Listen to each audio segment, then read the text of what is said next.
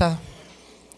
El régimen democrático determina las condiciones y la capacidad del pueblo para configurar, defender y transformar constante y progresivamente el tipo de sociedad y el país en que anhela vivir de manera plena y pacífica.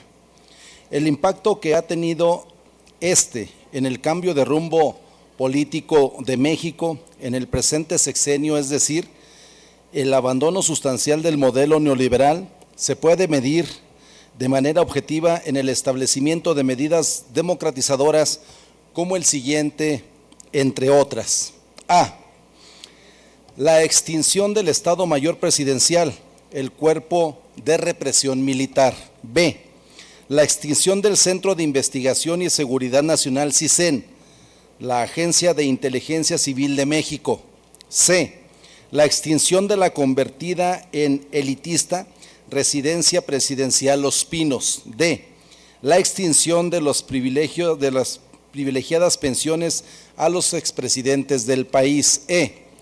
La realización de la gran consulta nacional con que arrancó el Ejecutivo Federal sobre las obras materiales insignia de su administración, así como de consultas públicas locales para decidir sobre otras perspectivas. F.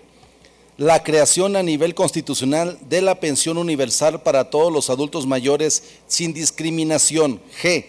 La reforma constitucional y legal, así como su primera aplicación respecto de la revocación de mandato al presidente de la República.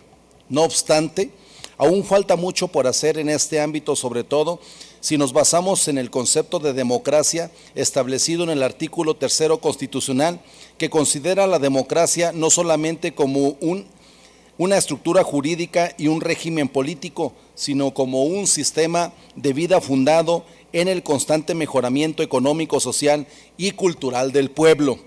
Por tal motivo, ahora que las fuerzas progresistas contarán con mayoría calificada en el Congreso de la Unión, desde mi punto de vista, se puede llevar a cabo reformas en materia electoral para ampliar nuestro régimen democrático con las siguientes medidas. Primera, garantizar el pleno ejercicio de la soberanía popular, así como el respeto irrestricto de la voluntad ciudadana expresada en las urnas, sin coacción de ninguna especie. El reciente proceso electoral demostró que este sigue siendo una materia pendiente y vergonzosa. 2. Emprender las reformas constitucionales, legales y políticas que sean necesarias para lograr la participación electoral de la inmensa mayoría ciudadana, asegura la plena efectividad del sufragio y, de manera muy especial, desarrollar plenamente la cultura de la democracia directa, establecer de manera formal y material en todos los niveles de gobierno y hasta en las pequeñas comunidades los instrumentos propios de la democracia participativa, es decir, la aplicación más amplia y ágil de la revocación del mandato para todos los puestos de elección popular, del plebiscito, el referéndum, la consulta popular y la iniciativa ciudadana. 3. Fortalecer la división de poderes, incrementando las facultades y medios del poder legislativo para que tenga mayor competencia en la definición del orden jurídico, la planeación del desarrollo y la vigilancia de la administración. 4.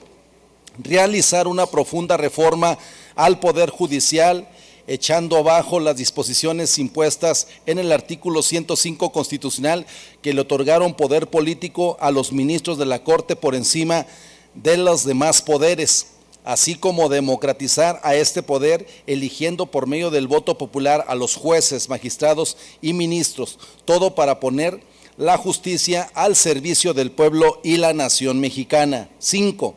Cambios profundos al Instituto Nacional Electoral INE, por ser profundamente antidemocrático en su composición, sus resoluciones y actividades, sustituyéndolo por un organismo que sirva a los intereses de la democracia. Por tanto, también desaparecer la absurda figura del consejero electoral. 7. establecer como único sistema de reparto el de representación proporcional en la integración del Congreso de la Unión, así como en las legislaturas locales y los ayuntamientos, para que los partidos políticos estén representados según su verdadera fuerza electoral. 8.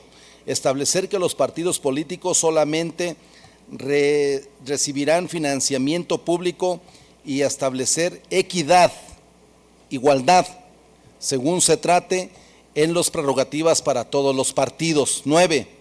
Disminuir a 2% el mínimo de votación que los partidos políticos deben alcanzar para conservar el registro electoral y desburocratizar el procedimiento de formación, y que para el registro de los partidos políticos la única condición sea la de alcanzar el 2% de la votación. 10.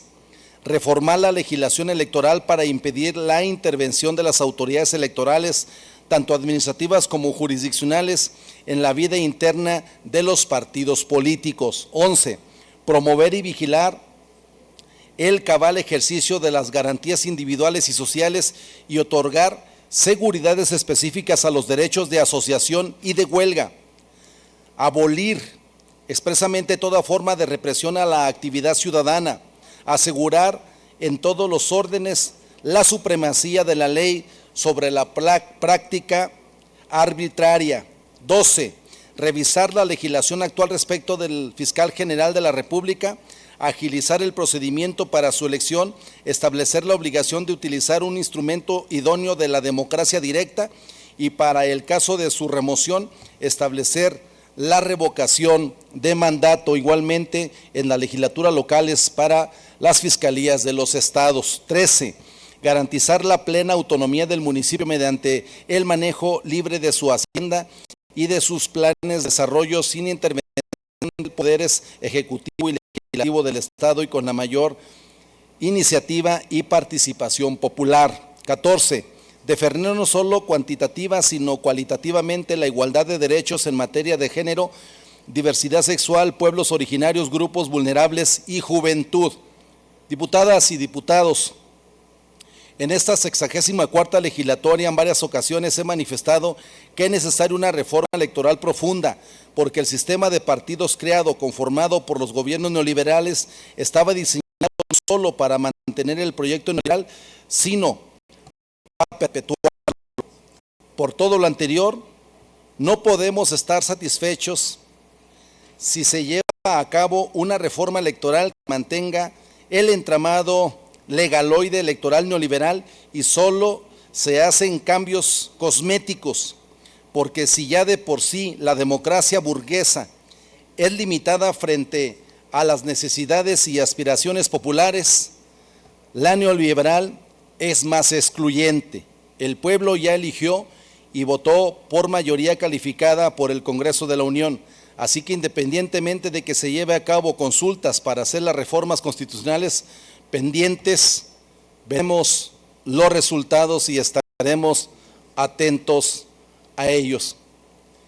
Diputadas y diputados, expongo esta agenda necesaria para su discusión, para su debate, para su reflexión, porque creo que en materia de democracia nuestro país no puede ir a un proceso similar al que vivimos. Un proceso que da pena ajena, vergonzante, que expone a un país totalmente con riesgos de maiceo. Muy fuerte la intervención del ente gubernamental en un proceso donde estaban limitadas por veda sus funciones y una intromisión terrible, pero también hay una conversión de las fuerzas políticas que aprovecharon la coyuntura en el proceso electoral, y hoy vamos a enfrentarnos a la misma clase política, los sectores que permanentemente nos movilizamos y tenemos razones de sobra para creer que México necesita impulsar gobiernos populares. Es cuanto, diputada presidenta. Muchas gracias, diputado. Le informo que su participación ha quedado debidamente registrada en el diario de los debates para su consulta pública, en privilegio de los derechos de acceso a la información, rendición de cuentas